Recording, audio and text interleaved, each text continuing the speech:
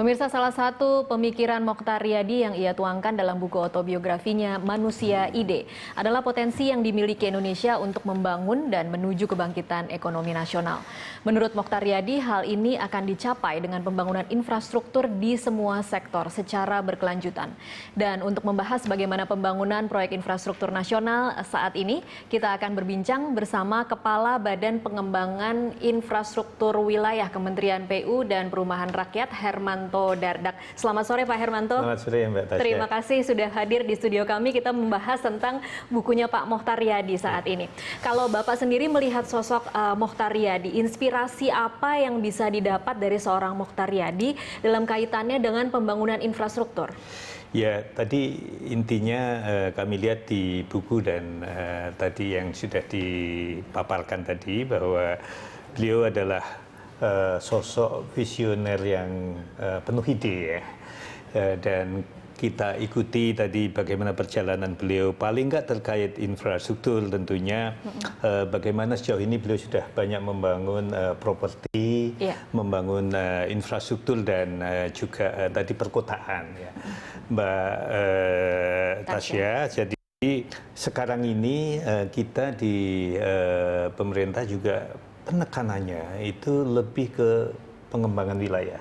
Sehingga pembangunan infrastruktur itu harus harmoni dengan pembangunan yang tadi Pak Mochtar tadi, perkotaannya, kemudian kawasan-kawasan pertumbuhan, properti, terutama tentunya kawasan-kawasan industri seperti Lipo di Karawaci, Lipo di Cikarang yang sebetulnya adalah bagian daripada banyak lagi tadi rumah sakit dan lain-lain yang dikembangkan. Nah, untuk itu fokus pada saat ini adalah bagaimana kita membangun secara terpadu antara pembangunan infrastruktur dengan komersil, industri, perumahan, perkotaan dan sebagainya seperti yang tadi Bapak Mochtar Riyadi ditekankan. Tapi lebih jauh lagi sebetulnya dari beliau tadi disampaikan mengenai nanoteknologi misalnya. Bahkan di bidang teknis nanoteknologi ini juga dimanfaatkan oleh infrastruktur. Misalnya kekuatan semen beton yang biasanya sekitar 300 dan kita pakai teknologi jadi 400, itu dengan nanoteknologi itu bisa sampai 900.000 kilogram per sentimeter persegi, dalam arti betonnya menjadi bisa lebih tipis, lebih ramping, tapi punya kekuatan yang sama dengan yang besar. Sehingga kalau kita lihat di perkotaan, ini bangunan-bangunan yang kita lihat itu bisa semakin nantinya dengan pemanfaatan penuh nanoteknologi itu akan semakin ramping dan lebih estetikanya baik. Oke. Baik. Kalau kita membaca secara khusus tentang bagian infrastruktur di dalam bukunya Pak Mochtar, dia menjabarkan sebenarnya Pak Hermanto bahwa ada keunggulan-keunggulan yang dimiliki oleh Indonesia sebagai negara agraris utama di Asia, kemudian sebenarnya bisa jadi basis lumbung pangan di benua Asia, punya basis kehutanan yang juga sangat unggul, kemudian secara geografis juga letaknya sangat strategis. Nah, ini kemudian dia hubungkan dengan atau dia bandingkan dengan Tiongkok, di mana sebenarnya harusnya Indonesia ketika ingin menjadi kaya dia harus membangun jalan raya dulu. Nah, apa pendapat Anda tentang ini? Ya, saya rasa beliau tadi menekankan sangat penting untuk memberi nilai tambah sumber daya yang sebenarnya sudah dimiliki tadi. Saya rasa ini sangat sesuai dengan apa yang kita fokuskan saat ini dan ke depan, bahwa di dalam membangun wilayah, jadi Mbak Tasya ya, di Indonesia ini sekarang kita bagi atas 35 wilayah pertumbuhan.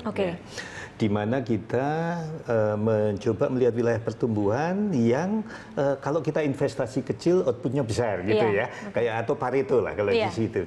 Nah, dengan demikian kita mencoba untuk membuat connectivity yang kuat, infrastruktur yang terpadu di antara kawasan-kawasan prioritas di dalam wilayah pertumbuhan tadi. Antara lain kawasan industri dihubungkan dengan dari mana produk yang primer tadi diberi nilai tambah di industri harus aksesnya baik, infrastrukturnya. Kemudian diproses masuk ke pelabuhan, masuk ke perkotaan harus baik, gitu ya. Kemudian juga ini tentunya memanfaatkan teknologi yang ada. Nah, inilah yang kita fokuskan dalam wilayah pertumbuhan, dalam kawasan-kawasan pertumbuhan tadi, sehingga infrastruktur ini salah satu bagian dari pembangunan kawasan, pembangunan wilayah. Ini saya rasa yang saya tangkap dari beliau tadi, dan ini searah juga dengan tadi kan bank-bank yang dikembangkan, dan kami baca di sini ada juga ASEAN Infrastructure Investment Bank. Iya. Ya. Saya rasa ini visi dalam arti bahwa dengan Cina memotori tadi yang disampaikan di awal tadi, bahwa bagaimana mengkoneksi yang disebut dengan strategi Belt and Road ya. Jadi menghubungkan Cina ke jalur sutra ke Eropa, tapi juga termasuk ke Asia. Tenggara. Ya. Okay.